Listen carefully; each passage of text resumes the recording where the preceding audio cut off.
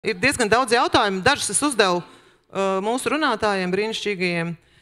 Daudz jautājumu ir sarežģīti. Es piedāvāju daram tā, ka, ja jautājums ir ļoti komplicēts, tad mēs tā arī teiksim, un tad iespējams, ka vēlāk mēs sniegsim detalizētāku atbildi, ja tas būs iespējams, ja, jo dažreiz nezinot apstākļus, ļoti grūti izvērtēt jautājumu, ja, un sniegt atbildi. Ja, tā kā, iespējams, jums nāksies tomēr meklēt juristus, ja, kas jums labāk paskaidros, jo zinās jūsu jautājumu šo te fona informāciju. Bet tātad jautājums ir, es diemžēl izlaidīšu tos jautājumus, kas ir adresēti Patērētāju tiesību aizsardzības centram, tos mēs tad vēlāk noskaidrosim.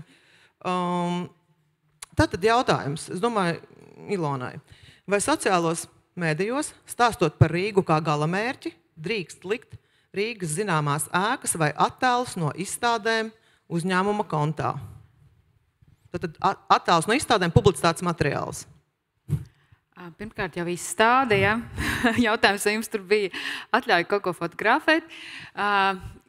Es domāju, ka tur pilnīgi noteikti mēs visi to darām, jā, nebūsim naivi, bet mēs atstājam sev mājās, parādam radiniekiem visu ok. Tiklīdz sākās atkal biznesa konts, tā ir citi spēles noteikumi.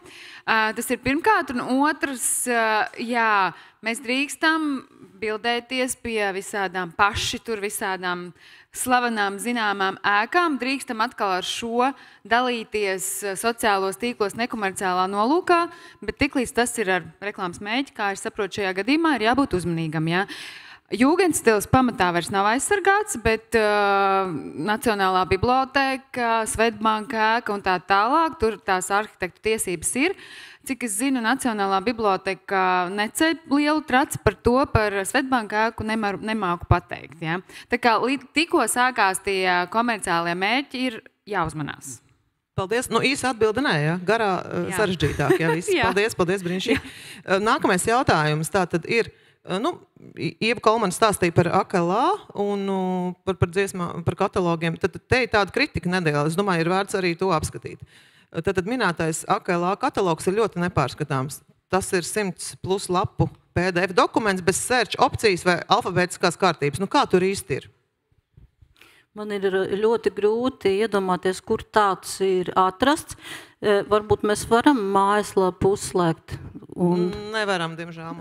Varam, mūsu režija to nevar tik ātri, laikam. Var? Varam, jā, mēs to arī nokārtojam. Pie katalogiem, ja mēs varētu. Jā. Muzikālie darbi.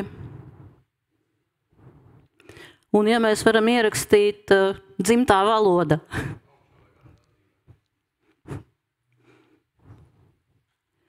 Proti, tas nav nekāds PDF dokuments, tā ir datu bāze ar meklētājiem visādos veidos.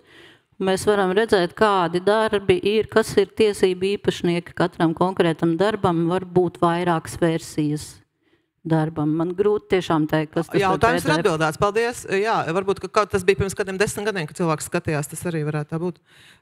Jā, nākamais jautājums. Tātad, to mēs jau izrunājam par mākslīgo intelektu. Vai ir sociālai konti, kuros regulāri parādās likuma pārkāpumi? Jā, es domāju, ka atbildi ir jā. To arī Anna kaut kādā mērā iezīmēja. Jā. Jautājums ir par to, vai teiksim, cik lielā mērā autori pārstāvi spēja visu nomonitorēt. Jā. Bet es saprotu, ka jūs monitorēt, jā?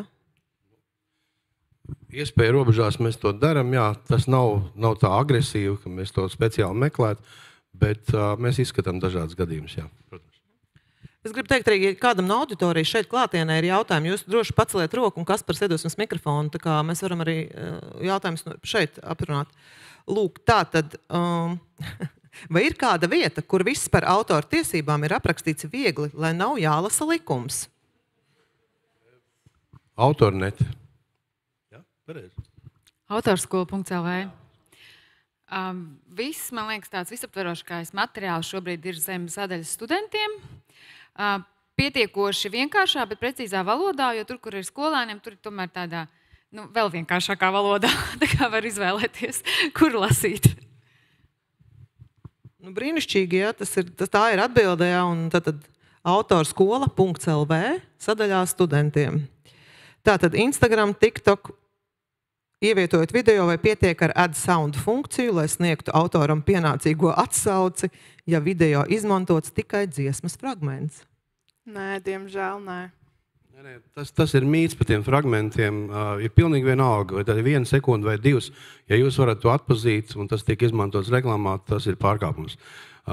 Ir svarīgi, vai to atpazīst. Ir jau kāds, kas varbūt savu darbu vairs neatpazīst. Tā arī var gadīties, protams. Bet man liekas, ka mēs jau par to stāstījām tik daudz, ka... Atkārtošana, kā saka, ir zināšana māte. Ja? Te ir jautājums par patentiem. Es domāju, mums šodien tēma nebija. Par patentiem, varbūt, Viktor, te ir jautājums tāds, patents darbojas visā pasaulē vai tikai noteiktajā valstī, kurā tas reģistrēts?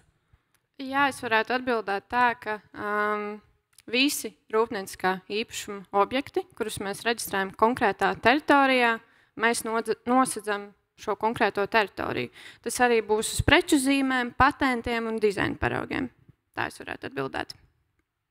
Paldies. Es ceru, ka jautājumu autors ir apmierināts ar atbildi. Un tad vēl viens jautājums. It kā jau mēs, man liekas, tikko izrunājām, es pareizi saprotu, ka personiski pie Instagram story vai reel pievienojot kādu autora dziesmu, tas ir pārkāpums, jā, bez autora atļaujas. Ja tas nav katalogā, bet ja ir katalogā, tad nē.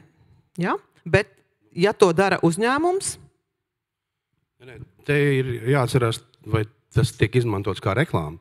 Tad, jebkurā gadījumā, vai nu jābūt biznesa kontam vai saskaņojumam, ja tas ir privātais konts un tā ir izklaide, ko jūs publicējat, droši dariet to. Es pakomentēšu, ja tomēr ja tas personīgais profils ir varbūt influencer vai satura radītāja profils, un tā ir sadarbība vai hashtag reklāma, tad gan nebūs... Jā, bet ja tie, kas skatījās no sākuma, vai tie, kas pieslēdzās vēlāk, tad pirmā runa bija tieši par to, kā nodalīt komerciālu saturu no mūsu kā fiziskas personas vārdu brīvības izpausmēm. Ja, tur ļoti skaidri iezīmēja, tātad, kas tad ir šī te komercdarbība, ja, vai saimnieciskā darbība. Tā kā, jā, lūdzu, noskatieties sākumu. Jā, un tas atkal jautājums Patērētāju tiesību aizsardzības centram par to, vai mūziķiem reklamējot savus koncertus vai suvenīru tirgošanu savos kontos arī jānorāda informācija par komercsaturu. Būtībā jā. Jo no Patērētāju tiesību aizsardzības perspektīvas mēs skatāmies. Ja? Bet ļausim, es tad laidīšu garām šos te Patērētāju tiesību aizsardzības centram adresētos jautājumus. Viens sarežģīts jautājums. Vai mēs varēsim atbildēt uz to šeit, es nezinu. Vai bērniem, lasot dzejoļus skolas priekšā, 18. novembrī, arī tas ir jāsaskaņo ar dzejoļa autoru? Es varētu varbūt atsaukties uz Ievas Kolmanas teikto, ka autors nav vainīgs, bet es došu iespēju jums atbildēt, jūs speciālistas. Es vienmēr priecājos, ka tā notiek. Es gribētu teikt, ka no likuma viedokļa izglītības procesā ir lietas, ko var darīt bez autora atļaujas, bet ja tas ir 18. novembra koncerts, kur ir sanākusi visa skola, tad to īsti par izglītības procesu vairs uzskatīt nevar, bet vienlaikus akalā ar šādiem gadījumiem nestrādā. Tāpēc, visdrīzāk tur nekāda problēma nebūs.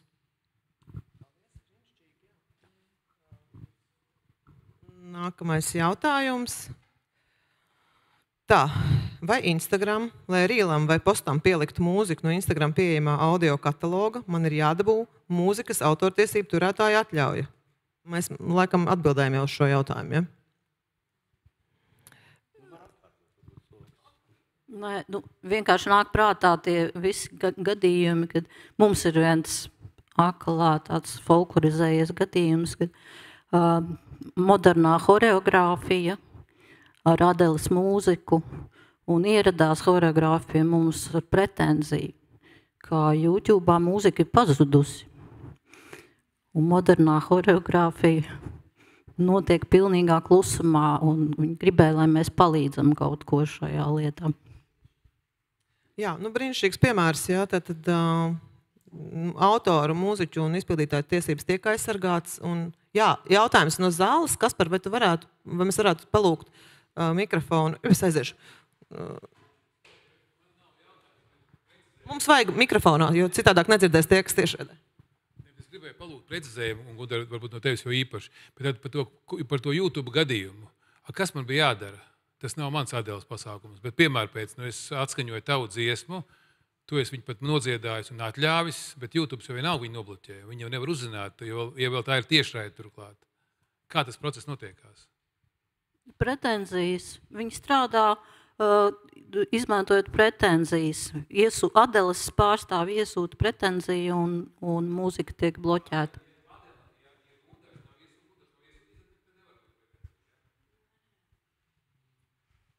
Lūdzu, zāle iesaistās ļoti jauki. Jā, paldies. Tieši tādu pašu jautājumu mēs uzdevām arī Ogilvī čatā, ja? Un tajā gadījumā YouTube, TikToks, Instagrams bloķē arī tad, ja mēs kā zīmols esam iegādājušies šo te mūziku un izmantojam savā reklāmā, tad jautājums, kā mēs varam izvairīties no tā, ka nopirktu mūziku izmantojot savā pārraidē, kā kungs minēja, vai reklāmā, vai ar influenceru sadarbībā, kā tad mēs varam legalizēt to arī šo te sociālo tīklu pusē. Tas ir brīnišķīgs jautājums, bet man ir aizdoms, ka neviens no klātesošajiem nevar atbildēt uz šo jautājumu. Mums tad jāvēršās. Ilona, lūdzu. Es pat nestrādāju ar YouTube, tik cik cilvēki, kas to dara, ir stāstījuši, ka tur tomēr ir jābūt iespējai norādīt, ka jums tā licence ir. Cits stāsts ir tas, ka pirmajā brīdī, tā man teica, ka tāda iespēja ir. Un cits stāsts, ka pirmajā brīdī, protams, ka tur ir algoritms pretī, un viņš vienkārši nobloķē. Mēģinot pēc tam, iespējams, ka tā lieta atrisinātos, jo tad tur ir noteikums, ka cilvēkam jāizskata konkrētā lieta, bet, protams, jums tas maz palīdz, ja jums vajadzēja attiecīgajā laikā. Bet tāda bija tā ziņa no cilvēka, ka to informāciju var norādīt, un YouTube'am to vajadzētu ņemt pretī, bet neesmu pat nestrādāju, diemžēl. Jā, es tikai varu pateikt, ka tā dažreiz ir arī mūsu problēma. Tad, kad mēs paši esam izdevuši savu dziesmu, un tad mēs viņu reklamējam, un šī reklāma tiek nobanot. Jā, tā tas ir, bet es apsolos, ka tuvākā laikā šito izpētīšu, un noteikti sniegšu atbildi. Principā te būtu jāvēršās pie YouTube un TikTok un tad metas pārstāvjiem, kuriem faktiski šo te jautājumu vajadzētu atrisināt. Un te es saprotu, ka mūsu valsts tomēr ir ļoti maz un neprioritāri, ja, salīdzinot ar lielajiem tirgiem, un tieši tāpēc, ka nav varbūt šo te menedžeru, kas atbildīgi, ja, risināt šādus te sīkus viņu ieskatā jautājumus, tā arī šīs problēmas vienkārši netiek risināts. Bet cerams, ka jā, kad tas būs kaut kādā veidā atrisināms jautājums tuvākā tālākā nākotnē. Lūk, tā tad nākamais jautājums par mākslīgo intelektu. Man uzdot jums jautājums, jā? Es uzdošu varbūt, ja mums laiks atļauj, ja jūs miera esat, jā? Tātad, mākslīgajam intelektam mēs iedodam iedvesmas bildes, iedvesmas pēdiņās, jā? Piemēram, slavenības, tad no kurām mākslīgais intelekts uzģenerē jaunu bildi, vai šādu mākslīgā intelekta ģenerētu bildi ar slavenību droši var izmantot. Pirmkārt, sākam jau atkal par slavenību. Par to jau es tā kā teicu, ka, ja ir runa par reklāmu, tad ir jāsaņem fiziskas personas piekrišana šai personai atrasties reklāmā. Tas ir pirmais. Otrs par ģenerēto saturu. Šis būtu droši vien tas gadījums, ka tas ieguldījums no tās fiziskās personas, tā kā autoru, kurš ir ielicis tās bildes kā iedvesmas avotu, ir minimāls. Un tas mans tāds, kā jurists saka, pirmšķietamais viedoklis ir tāds, ka te vispār par autortiesību aizsardzību nevar runāt. Jā, es domāju, šeit drīzāk jāskatās no šīs perspektīvas, ka tā ir slavenība, un es kā prompta vai šī uzdevuma autors iedodu jau šo te bildi ar lūgumu lūdzu ģenerē man neminēju slavenību tādā un tādā, piemēram, vidē. Ja? Tad skaidrs, ka es esmu atbildīgs par to, un kā reklāmu šādu te iespējams izmantot būtu ļoti, ļoti riskanti. Ja? Lūk, nākamais jautājums. Tātad, vai šodien rādītās prezentācijas būs pieejams vai apskatāms pēc šī semināra? Nē, nebūs. Būs semināra ieraksts, mēs paziņosim, kur varēs noskatīties mūsu brīnišķīgo runātāju runas, bet prezentācijas nebūs pieejamas. Lūk,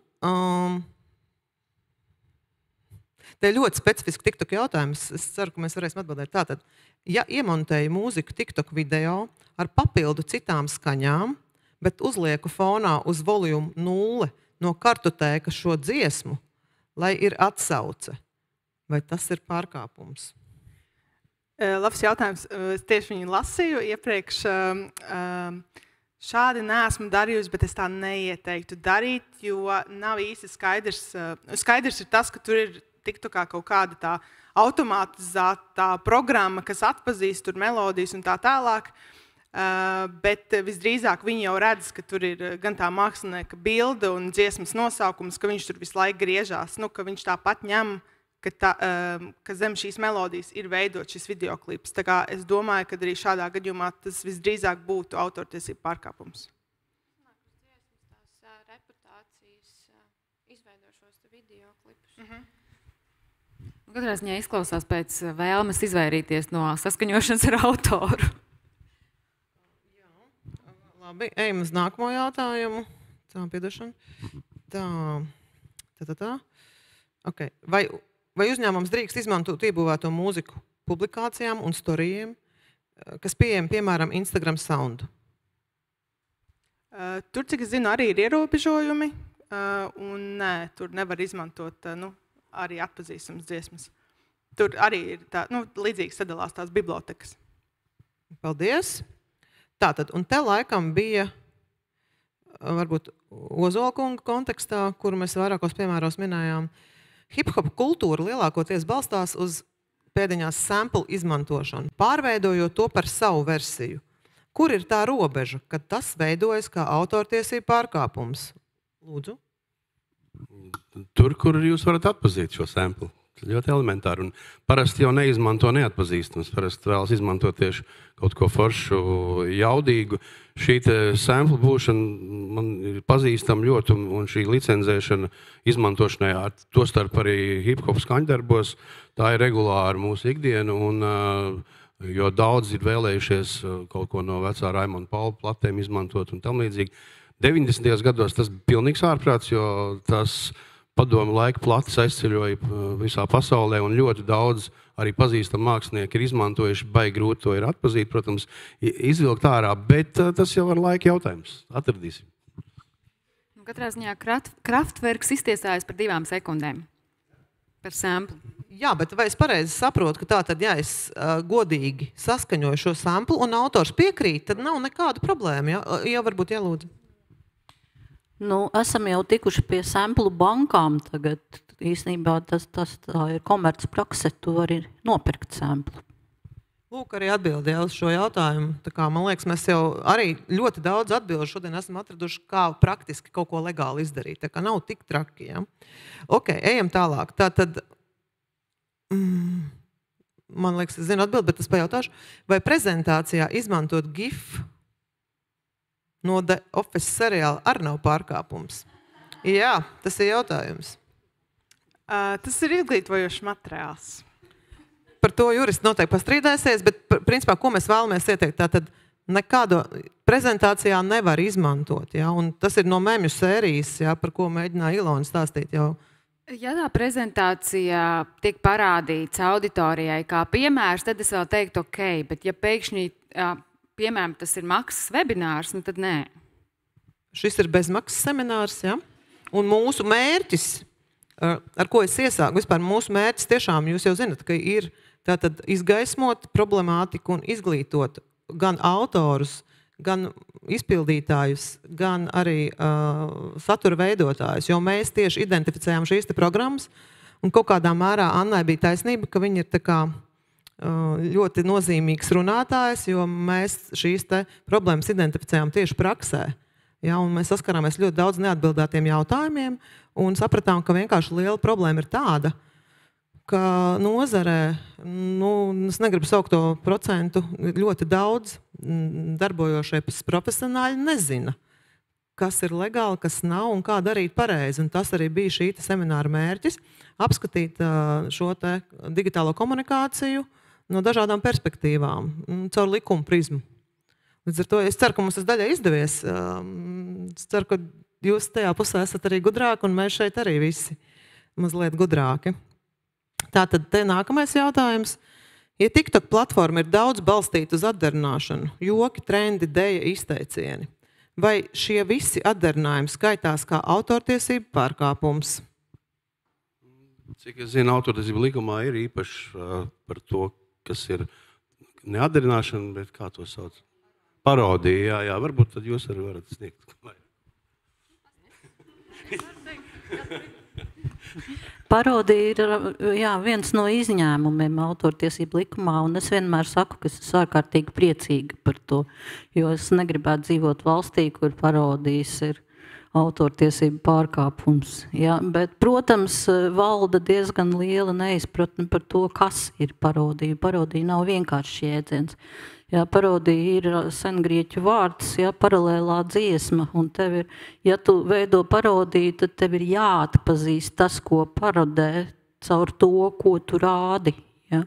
Bet ļoti bieži ir tā, ka paņem svešu dziesmu, uzdzied citus vārdus un uzdod to par parodiju. Tā nebūs parodija. Mums te ir bijušas problēmas ar tādām grupām. Jā, es piebildīšu, ka mums arī ir bijuši ar to darīšanu, un tad cilvēks ir pārrakstījis vienkārši dziesmu, tā uztaisīs jaunu versiju, tā ir cover versija, nekas cits, un mēs nākam ar savu pretenziju, un mēs neko nezinām par šādu jaunu versiju, viņš saka, tā ir parodija. Un es varu pateikt, jā, protams, tas ir kārtējo reizi strīdīgs jautājums, bet juridiski to var atrisināt vienkārši tiesā. Jā, brīnišķīgi. Jā, mēs esam diezgan daudz jautājumus atbildes guvuši. Nākamais jautājums. Tātad, ja es esmu viens no dziesmas līdzautoriem, un man ir biznesa Instagram konts, es varu to dziesmu likt Instagramā vai arī jāsaskaņo ar citiem autoriem? Tā kā visiem kopā. Jā, protams, pilnīgi noteikti visiem kopā, vēl jau vairāk, ja tur vēl iesaistīts ieraksts, tātad tas ieraksts kādam pieder, tur arī ir izpildītājs. Un jautājums ir, kādas tiesības jūs esat nodevis, vai kolektīvā pārvaldījuma organizācija, vai izdevējam, kurš savukārt tās tiesības tālāk ir nodevis šim portālam. Tas ir komplicēts jautājums. Un vispār visas autortiesības ir ārkārtīgi komplicētas. Un tāpēc mans vienkārši liels ieteikums ir griezieties pie speciālistiem, ja jums ir nopietnas darījums reklāmas. Jo tāpēc, ka tur var aizmaldīties baigi dziļi mežā. Mēs arī to izdarām ik pa brīdim, jo situācijas mainās. Un vienkārši griezieties pie speciālistiem. Šeit es redzu jau vairāks. Savukārt, runājot par līdzautoriem, ļoti svarīgi pašā sākumā jau vienoties par tām proporcijām. Ja, piemēram, divi mūzikas autori, uzreiz vienojieties vai 60-40 vai 50-50, kas jums pieder un cik tālu, jo tas pēc tam ietekmēs to procentu atlīdzības, kur jūs saņemsiet. Brīnišķīgi, mums ir konkrēts atbildes uz konkrētiem jautājumiem. Finally, I have a question for you as well. So, give microphone. So, can you give an example of bad collaboration with artist and brand? What should be avoided in contracts? I guess we know some of them. Can't think of anything on top of my head right now, and I don't want to throw anyone under the bus here, but I would just suggest really thinking about the message you want to carry and align the teams. Communication is the key. Write everything down. Email would be good, so it's legally binding as well. And yeah, these are my suggestions here.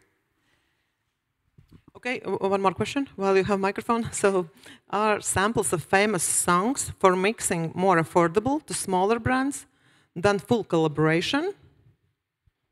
So you mean that if a small brand wants to do like a remix or? Yeah, so are samples cheaper for smaller brands? No. Yeah. Are there ways of collaboration for smaller budgets?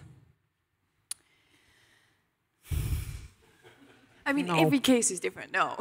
Okay, every case is different. Yeah, of course. It depends why the song is being used. Is there like some kind of bigger topic behind it that is maybe important for the international act? It depends on the act, it depends on the market, it all depends. Like, you can buy the license only for Latvia. If the ad is only in Latvia for a good cause, then I wouldn't say that why the international act don't want to work with them. But yeah, every case is different. It's about the scale, probably. Yeah. Mm-hmm. Because nowadays we have internet, so most brands think that even if they are doing a small ad, it will still go viral, like go on internet. So it's for other markets as well. So we need to think about that. Es papildināšu, jā, vienkārši atcerējos piemēru konkrētu, ka mums bija vēlme, viens mākslinieks vēlējās licenzēt mazu gabaliņu sample no Mike and Mechanics dziesmas, un mēs griezāmies pie ierakstu kompānijas, un viņi teica, jā, mēs to varam, nosacījums ir 40,000 eiro un pusi no autortiesībām. Tas ir tas, kā tas notiek. Un vienalga tāda summa būtu arī māksliniekam, kurš ir lielāks vai mazāks. Pilnīgi vienalga. Paldies, brīnišķīgi. Tātad, un kā ir ar mūzikas fragmentiem, kas parādās nevis reklāmā, bet, piemēram, Instagram story uzņēmuma kontā? Tā ir reklāma, ja? Draugi mīļie, jums jāklausās pirmā runa no patērētāja tiesībā aizsardzības centra. Tā ir viss, ko jūs darat jūsu uzņēmuma kontā, ir reklāma un vai nu kaut kāda komercdarbība, ja? Individuālajā kontā arī. Galvenais tie nolūki. Ja? Tas vienalga tur. Nu, te nebija jautājums par individuālo kontu, arī individuālajā kontā jāuzmanās, bet šeit bija runa tieši par uzņēmumu kontu. Tātad, jā, tieši tā arī ir ar tiem mūzikas fragmentiem, ka nevar, ja? Jāsaskaņo. Nu, lūk, tā, patērētāja tiesība aizsardzības centrs. Okay. Ļoti daudz patērētāja tiesības centram adresētu jautājumu, bet tos mēs tiešām uzdosim vēlāk. Nu re, nopērku grāmatu, izlasu, iepatikās citāts, ielieku bildi Instagram un publicēju klāt citātu no grāmatas. Drīkst vai nedrīkst? Nu, būs tur tie kritiskie polemikas mērķi. Izņēmums tas nebūs. Tu dari publiski pieejamu autoru darbu. Solīdi būtu. Es piekrītu, jā, ka tas neatbilst tam izņēmumu būtībai, jā. Jā, turklāt šis ir gadījums, ko es arī aizmirsu pieminēt iepriekš. Ir saslēgti ļoti daudz tiešie līgumi, izdevniecību līgumi, kas attiec gan uz grāmatām, gan uz mūziku. Un šajos līgumos var būt visādi nosacījumi no sērijas, kam jāprasa atļauj. Iespējams, vienu brīdi bija ļoti izplatīta grāmatu izdevēju prakse atņemt visas tiesības autoram uz mūžīgiem laikiem. Tas nozīmē, ka izdevējs apņemas turpmāk administrēt visas tiesības uz konkrēto darbu. Tā kā tu pat nezini īsti, kam tās tiesības pieder. Tu vienkārši paņem, jo, kā Guntars teica, ja, grāmata tev pieder, bet teksts tev nepieder. Cits stāsts, ka Vija Kilbloka zvaigznes ABC izdevniecības vadītāja pat ļoti aktīvi darbojas sociālos tīklos un Facebook kontā un to starp, man liekas, grupā izcels grāmatas vai kaut kā tam līdzīga. Un tur šķiet, viņa tā kā, ja viņa tur pati piedalās, tad viņa arī tā skatās brīvāk uz šiem jautājumiem, ja? Bet tas ir jāvērtē, jā. Es sāku baidīties par vienu savu postu, ja, ko es tā kā no žurnāla, man likās viens brīnišķīgs citāts, jāņem būs laukā no Facebooka. Nu, vienmēr sakot, jā, ļoti jāuzmanās, principā vairāk tā kā uz nē, nekā uz jā. Nu, lūk, tātad, vai komersanti Instagram konkursam jautājumos var izmantot mūziķu foto, nošu fragmentus vai Nike klipu no net resursiem, bez atlīdzības un saskaņojumu. Nu, es domāju, mēs jau esam atbildējuši šo jautājumu ar visiem iepriekšējiem atbildēm, ka nē, tā nedrīkst darīt. Pareizi? Mums nevajag iet diskusijās vēlreiz, ja? Lūk, tā tad... Jā, te ir jautājums, bet mēs arī uz to jau atbildējām.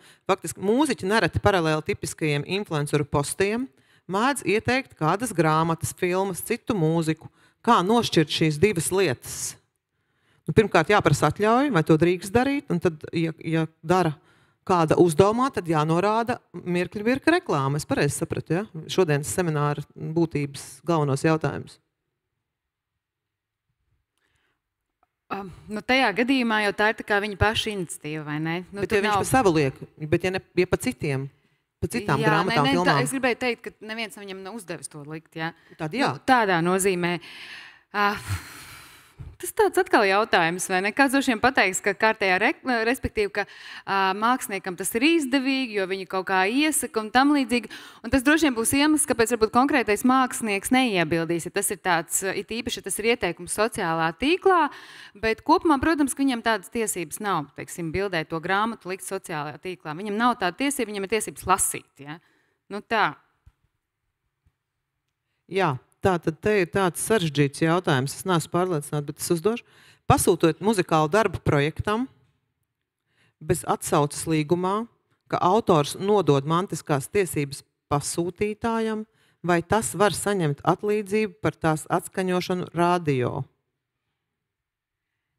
Tas nozīmē to, ka autors saglabā savas mantiskās tiesības, ja tas nav līgumā atrunāts. Cits stāsts, ka varbūt pasūtītājs to tā līdz galam neapzinās, un varbūt viņš uzskata sevi par to tiesību pārņēmēju tieši, ja reiz viņš to darbu ir pasūtījis, bet reizēm līgumos arī ir tāda nosacījuma, ka, teiksim, tam pasūtītājiem ir tiesības darbu izmantot, piemēram, 1 gadu, tīpaši attiecībā uz jauniem kompozīcijas darbiem. Tad es saku, jā, ja autors ir saglabājis savas tiesības, ja viņš ir reģistrējies, piemēram, aklā, tad viņam varētu pēc tam būt tiesības arī uz šo atlīdzību. Protams, ja šis darbs tiek vispār raidīts, ja? Viņam jātiek izmantotam. Ieva? Jā, tas attiecas uz tiem kolektīvu pārvaldāmajiem veidiem. Jā, to pasūtītājs nevarēs nekādi pievākt.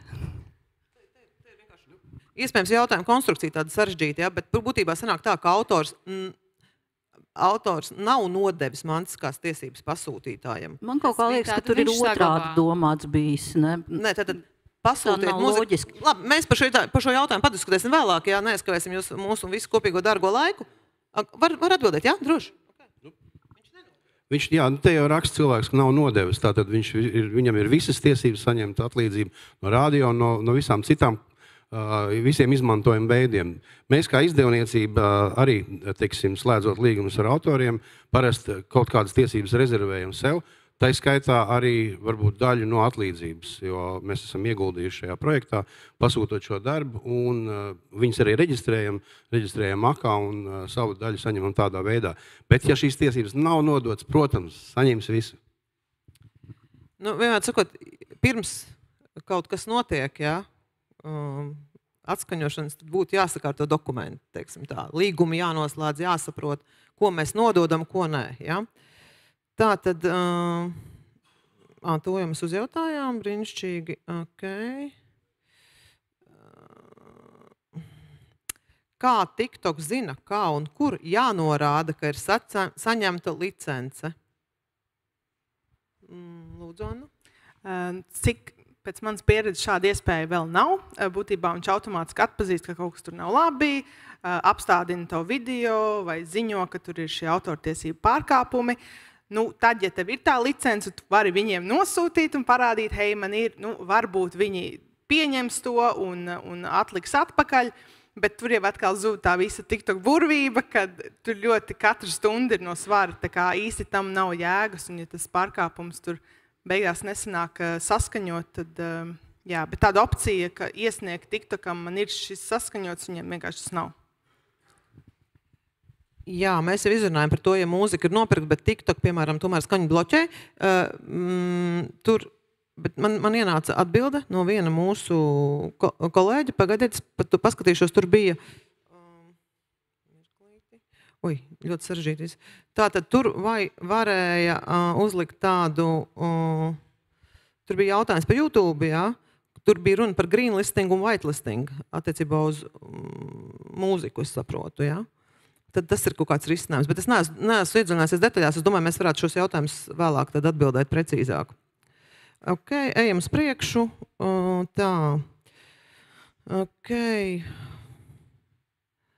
Nu, tādi jautājumi, cik maksāts ar aģentūru sazināties ar darba autoru, lai saņemtu atļauju bez autora atlīdzības. Tāda man bišķi smadzenes samežģījās šajā vietā.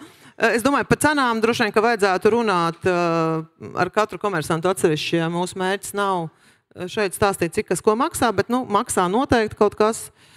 Ja vien jūs nevienojaties, ka kāds visas puses vai kāda no pusēm ir gatava strādāt bez maksas, tas arī nav aizliegts, jā, bet reti, ka tā notiek. Tā, jautājums Annai.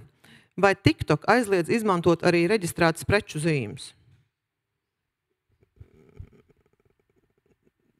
Kā, iespējams, autors... TikTok vispār neko neaizliedz. Nu, jā, TikTok tā ir problēma. vispār, viņi ir pateikuši, jūs darat, ko jūs gribat, mēs tikai, mums ir šī platforma, kur jūs darbojaties. Nu, viss, kas ir aizliegts reklāmā, ir aizliegts reklāmā arī TikTokā.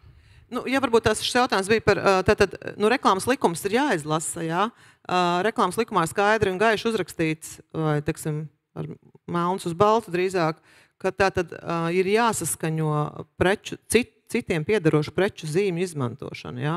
Tur ir vesels pāns par to, kas ir jāsaskaņo, un tā skaitā fiziskas personas mēs nedrīkstam izmantot bez saskaņojuma. Jā, mūsu pasākuma vizuāls nav autortiesību pārkāpums, mēs rūpīgi pārbaudījām šos te darbus, kurus drīkst izmantot. Līdz ar to, jā, mums tas prasīja zināmu laiku, bet mēs izmantojām no autortiesībām brīvus darbus un rūpīgi tieši padomājam par šo jautājumu. Jā, bet principā ļoti viegli ir iekļūt, kā saka, tajā mazajā turbulencē, jo mums tas arī prasīja diezgan ilgu laiku. Un daži mēģinājumi tomēr bija tādi, kur mēs bijām uz robežas ar pārkāpšanu.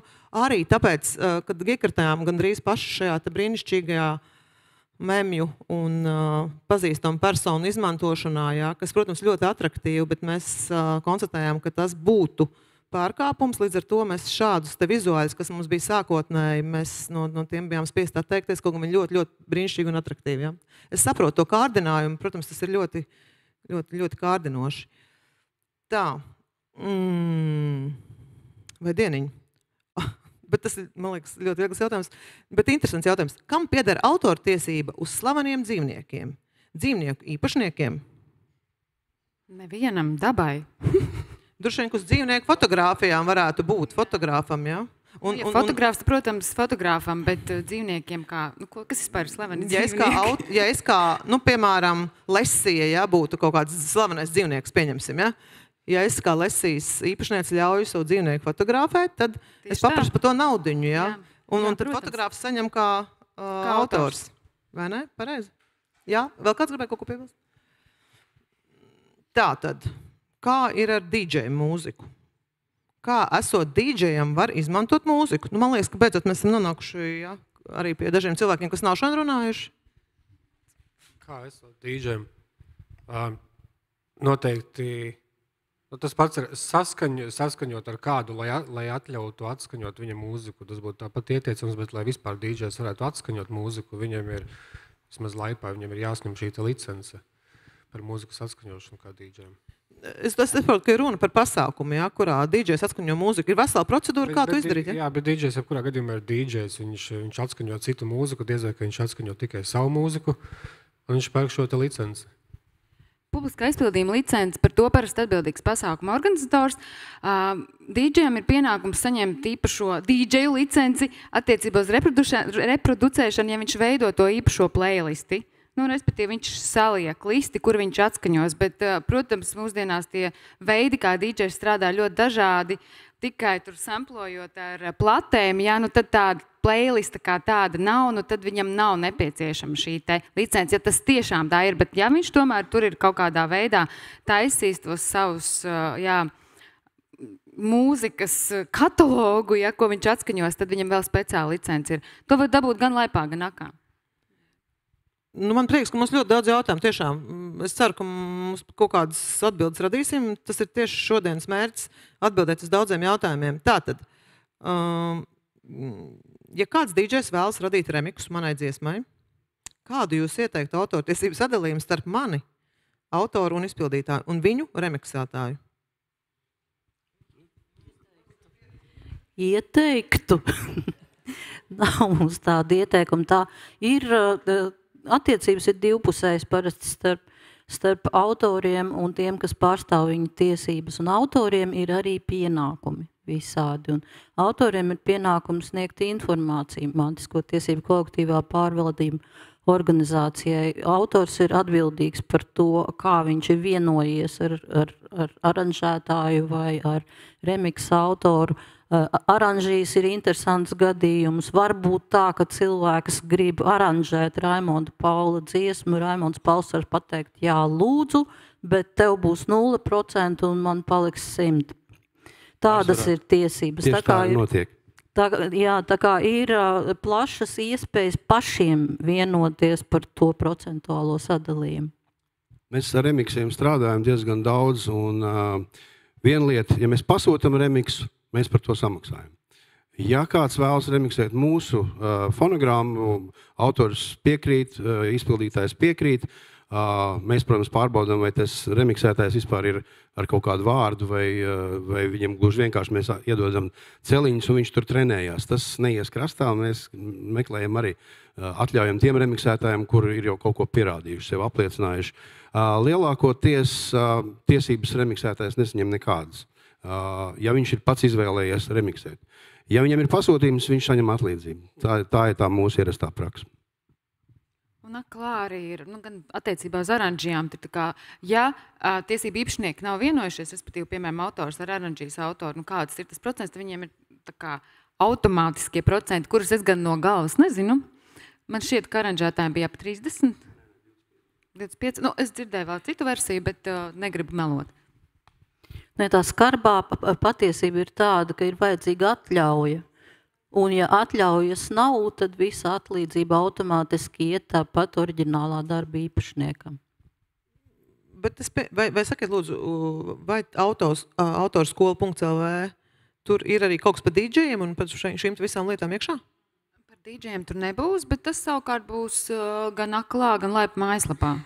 Jā, draugi, jūs esat laipni aicināti iet uz aklā un laipas mājaslapām, kur ir ļoti daudz informācijas. Jālas joprojām ir, tā kā, diemžēl, nekā citādi nevar apgūt informāciju. Varbūt audio ieraksts, protams, arī ir un video, bet ir tāpat jāiepazīstās ar savām tiesībām un ar citu autoru tiesībām, lai tad nenonāktu kaut kādās problēmas situācijās. Lūk, vēl daži jautājumi. Patiesībā man tie jautājumi nāk klāt un klāt, bet mēs drīz beigsim, jebkurā gadījumā mums laiks ir limitēts. Bet tomēr izrunāsim, ja mēs esam šeit, jūs visi eksperti esat šeit, es esmu ļoti pateicīgi jums par to. Tātad, ja es no aģentūras konta taisu, piemēram, playlistes Spotify, iekļaujot dažādus mākslinieks, un šīs playlistes dati publicēja SOME, es atvainojos, neesmu beigās eksperts, vai arī šī ir reklāma? Iespējams, ļoti specifisks. Atvainojiet, mēs atbildēsim, ja sapratīsim to jautājumu vēlāk. Ja vēlaties, varat paskaidrot arī šajā pašā platformā. Tātad, jautājums.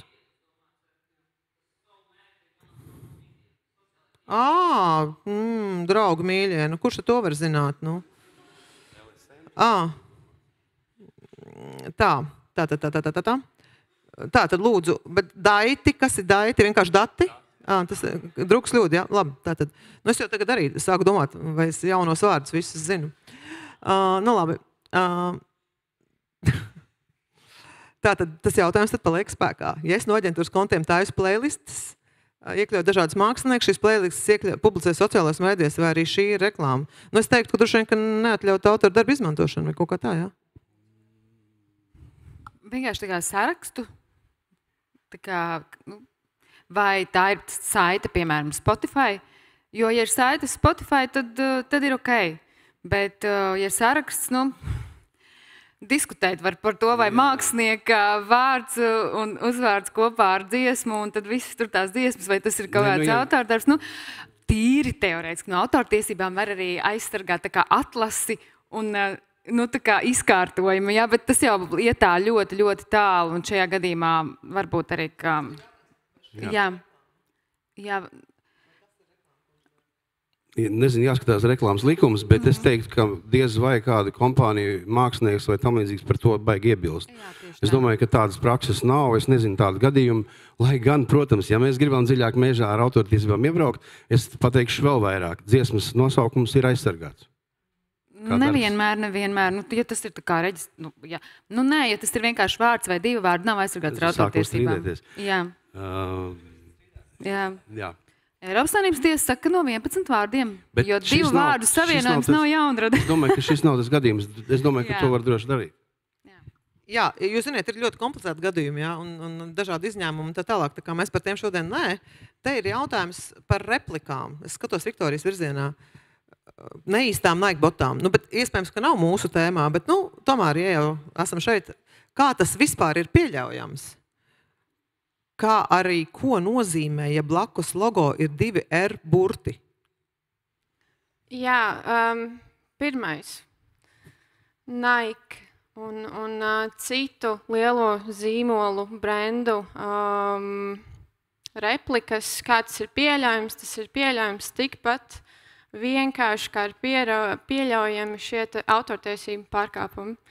Tātad pirms tam arī izskanēja jautājums, vai TikTok platforma regulē preču zīmes, vai ir aizsargāts, nav aizsargāts, kā tas tiek izmantots. Īpašais uzsvars, intelektuālā īpašuma tiesību īpašnieks ir pats atbildīgs, kur tātad viņa saturs, vai tā būtu preču zīme, mākslas darbs, mūzika, kādā veidā tālāk tiek principā parādīts tālāk sabiedrībā. Un, respektīvi, ja Nike vai arī, piemēram, kāds mazais uzņēmums redz, ka šeit konkrētajā brīdī kāds kopē manu zīmolu, nosaukumu, jebko citu, man kā īpašniekam ir šīs tiesības tālāk ziņot par pārkāpumu. Ja tie ir sociālie tīkli, tad, principā, TikTok, Instagram, Facebook, man liekas, arī citos sociālajos mēdījos ir iespēja arī ziņot par šiem intelektuālā īpašuma pārkāpumiem, kur arī ir autortiesības, preču zīmes un citi. Paldies, paldies tā. Tā, tad nākamais jautājums. Un tad par tiem 2 R blakus logo, ko mēs par to? Jā. Ko tas nozīmē? Ziniet, dažreiz mēs nevaram atbildēt uz jautājumiem, ja mēs nespējam iedomāties, ko jūs tieši domājāt. Ja? Un tāpēc varbūt, kas ir 2 R burti blakus logo? Tas varbūt ir Creative Commons domā. Trademarka zīme. Ja? Divreiz tā kā trademarkos. Drošāk. Tas ir drošāk, kad... Tas minējums dubults tāds. neplīst. Komisks minējums. Okay. Tātad, vēl daži jautājumi, pavisam daži, un tad mēs arī beigsim. Kā mēs komentētu Air Baltica TikTok saturu, kurā ir pilns ar ārzemju mūziku? Es domāju, ka vajadzētu droši vien tam Air Baltica sociālām mēdīju satura vadītājiem paskatīties, uztaisīt nelielu auditiņu, bet es godu vārds nezinu detaļas. Ja, tā kā, Anna, vai tu esi skatījusies viņu kontu vai kā? Daudz nekomentēšu, bet tieši arī esmu runājis ar Air Baltica sociālo mediju cilvēku. Un, ir informēti, bet šobrīd dara tā, kā grib. Nevienu aizliegt nevar, tā informācija ir zināma, un ir uzņēmumi, kas pat savā mārketinga budžetā parāda šo naudu, kas varētu nākties kaut kad šķirties no autortiesībām. Tā māc būt ļoti lielos uzņēmumos, ko mēs redzam, tas pats Duolingo, piemēram, kas ir ļoti izsities TikTokā. Bet par šo ir jārunā plašāk, un tā ir milzīga tēma, par ko. Bet es tā kā sēžu un skaitu, tā kā Guntars teica, ka kaut kādi 40,000, kaut kāda mazā summiņa, kas tur parādās, minimums, par ko sāk runāt, un tad 10 gadus tas var pieprasīt, ja, un tas saturs laika digitāls ir milzīgs risks, vai tiešām zīmoli vai zīmoli par to vispār domā, tas ir jautājums, ja? Ir tā, ka ilgu laiku šajā teritorijā, Baltijas valstīs, teiksim, tādas kompānijas kā Sony, Universal, Warner, viņi vispār neko nekontrolēja. Bija laiks, kamēr mēs strādājām ar EMI Records, tad mēs bijām vienīgie, kas pa visu Baltiju monitorēja, skatījās un atrada tos gadījumus. Šobrīd ir ierakstu kompānijas, bet nav izdevniecība, respektīvi publishing kompānijas, kura uzdevumā tas būtu. Vajag skatīties, un tāpēc ir diezgan brīvi un nav to case tik daudz to notikumu, kur būtu tiesvedība, lielas summas un tam līdzīgi. I don't know, maybe you can answer. Have you any case was legit music unauthorized usage in commercials here in Baltic?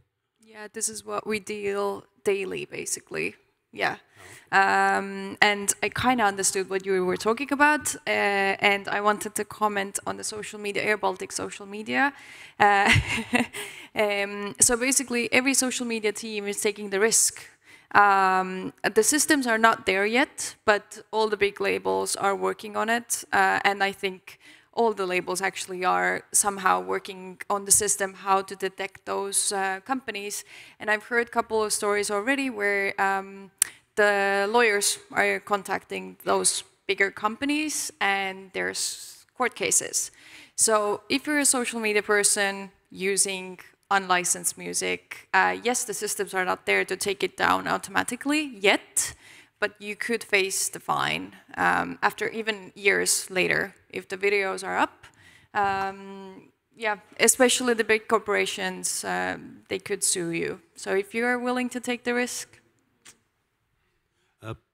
Using the opportunity that you are here, which is the biggest source of income for Sony here in Baltics? Is this commercials? Is this streaming, CD sales? What is the... Why are you here? Why are we here? So the streaming, because we are the phonogram owners. Yeah, mostly. Okay, dārgie draugi, šeit un tur otrs ekrāniem, es ceru, jūs sapratāt, ko teica Relika, ja, ka faktiski, nu, tuvākā vai tālākā nākotnē šāda te rīcība, ja, ir ļoti jau šobrīd riskanti, ja, bet tas, ka jūs nenoķēra vakar šodien, tas nenozīmē, ka rīt nenoķers. Un turklāt arī mākslīgais intelekts brīnišķīgi ātrumā attīstās, ja, un es domāju, ilgi nebūs jāgaida. Tā kā neriskējiet, lūdzu, mēģiniet darīt visu legāli. Ja. Tas arī ir šīs dienas galvenais mērķis pastāstīt, kā būtu to darīt pareizi un kādi ir riski, kuros jūs vedat gan sevi, gan zīmolus, kurus jūs pārstāvat. Ja? Un tos pārējos jautājumus, kas tiešām ir aktuāli attiecībā uz platformām, kāpēc, teiksim, legāli saskaņot mūziku un nevar atskaņot, tos arī jārisina, dušain, ka viņas var risināt. Un tad ir pēdējie 2 jautājumi šodien, un ar to mēs arī noslēdzam. Tātad, vai tautas dziesmām ir autortiesības? Es pareizi sapratu, ja? Ievas runas laikā, ja, ka nav? Nav. Es jau ieteicu, tāpēc speciāli arī pievērsties vairāk mūsu senajai kultūrai. Bet man ir ko teikt, jo parasti šī senā kultūra, kāds viņu ir iedziedājis. Ja, protams, tas ir dzīvais izpildījums koncertā, viss forši, bet ja jūs izmantosiet reklāmā, tur visticamāk būs ieraksts. Un tad ir jautājums, vai tad šis ieraksts ir veikts tieši speciāli šai reklāmai, vai tas tomēr ir kaut kāds iepriekš jau radīts ieraksts, par kur izmantošanu jums jāsņem atļauju. Brīnišķīgi, jo šeit mēs noskaidrojam to, ka ir teksti un ir tekstu atskaņošana, fiksācija. Ja? Brīnišķīgais vārds fiksācija, kas jāpaturprātā, tas pats arī par idejām, draugi. Ja? Tātad ideju neaizsargā autortiesības, bet tiklīdz jūsu ideja ir fiksēta. Es pareizi saprotu, ja? Tā ir, jā. Nu, un pēdējais jautājums. Instagramā gribēja noreportēt nelegālu autoru darba izmantošanu. Instagram pateica, ka tad jāreportē pašam autoram. Vai tiešām mēs nevaram kaut kā palīdzēt autoriem un pašiem viņiem jāvaktē? Nu, tas ir jautājums Instagramā. Mēs jau teiktu, ka varētu, ja? Bet nu, vai cik tas ir reāli, protams? Jā, mums ir ļoti daudz jautājumu gan Instagramam, gan TikTokam, gan YouTubeam, gan Facebookam. Visa industrija ar šiem sociālajiem mēdījiem cīnās, mēģina atrisināt, lai klientiem būtu maksimāli vienkārši lietojums, bet tur ir arī maldu meži liela, un šīs kompānijas uz mums skatās kā uz ļoti maziem klientiem. Te mēs arī atgriežamies pie autoru pienākumiem, jo īstenībā akalā arī ņem vērā tikai to informāciju, ko sniedz autori. Mēs neticēsim jebkuram, kurš mums piezvanīs un teiks, nē, Grigori Vieru ir tulkojis dzimtajā valodā Leons Briedis, nevis Imants Ziedonis. Ja? Mums ir vajadzīga droša informācija no pašiem autoriem, tiesību īpašniekiem. Jā, paldies. Un, izrādās vēl viens jautājums ir ienācis, bet patiešām pēdējais tātad, piedošana, labi.